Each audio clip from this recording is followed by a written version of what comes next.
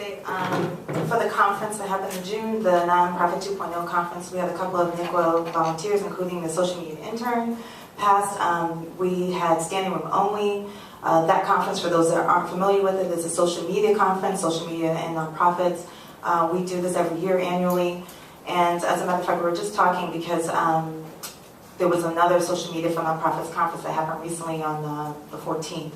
And if any organizations are interested in these conferences, there are opportunities to go for free, and they usually come to me or come through me. So if you want to know, please let me know so I can make sure there's opportunities for training, particularly around the social media environments, especially when new tools are coming out, like Google Plus that just came out.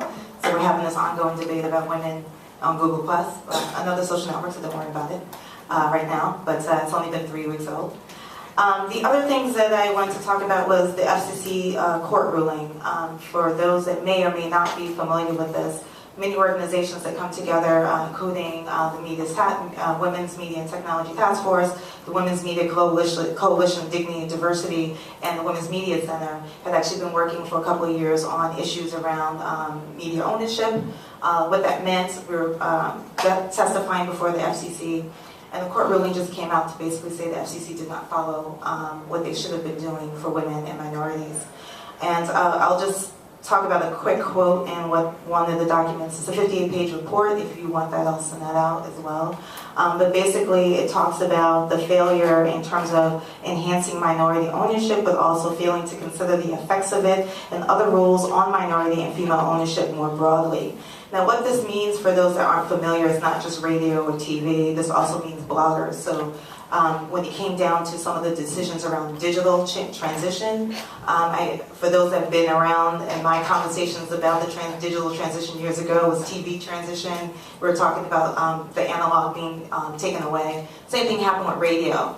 And of course, when those instances happen, they disproportionately affect media for women and minorities. That means that we no longer have voices out there touting on no matter what broadcast system about the issues that are important to those communities.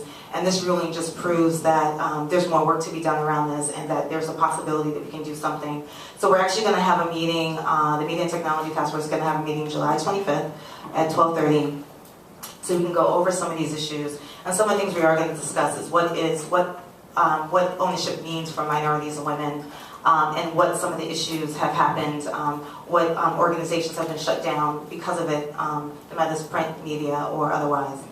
So if you have any other questions around that, please let me know. We'll be probably working on this for the next couple of months, probably till the end of the year, because I think there's some opportunities, not only financially, but other opportunities to get more voices out there for women and minorities.